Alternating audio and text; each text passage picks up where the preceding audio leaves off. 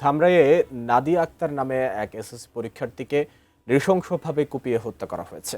সন্ধ্যায় লাকুড়িয়াপাড়া এলাকায় এই ঘটনা ঘটে। ঘটনাস্থল থেকে বিস্তারিত জানাচ্ছেন প্রতিনিধি মনোহর হোসেন রুবেল। রুবেল, এরকম একটি নৃশংস ঘটনা, আসলে একজন এসএসসি পরীক্ষার্থীকে কুপিয়ে হত্যা করা হয়েছে, এই ঘটনার আসলে মূল কারণ কি এবং সেই সাথে প্রশাসনিকভাবে কোনো ব্যবস্থা নেওয়া হয়েছে কিনা, সব মিলিয়ে জানাবেন। লাকড়িপাড়া এলাকায় এই স্থানটিতে কিন্তু এসএসসি পরীক্ষার্থী নাহিদা নামের একজনকে কুপিয়ে হত্যা করেছে দুর্বৃত্তরা।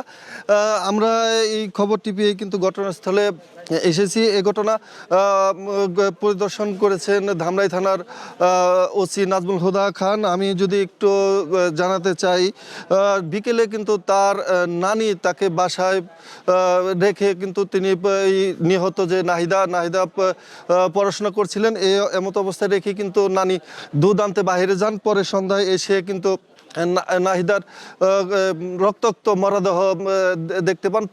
পরবর্তীতে পুলিশকে খবর দিলে পুলিশ ঘটনাস্থল পরিদর্শন করে, কিন্তু এই ঘটনায় এখন পর্যন্ত কাউকে আটক করতে পারেনি পুলিশ। তো এই ঘটনায় পুলিশ বলছে তারা অভিযান পরিচালনা করছেন এবং দ্রুতই তারা আসামিকে ধরতে সক্ষম হবেন। নাহিদা কিন্তু ধামরাইয়ের সেন্ট্রাল স্কুলের বাণিজ্য বিভাগের শিক্ষার্থী ছিলেন এবং তিনি এবার রানিং এসএসসি পরীক্ষার্থী।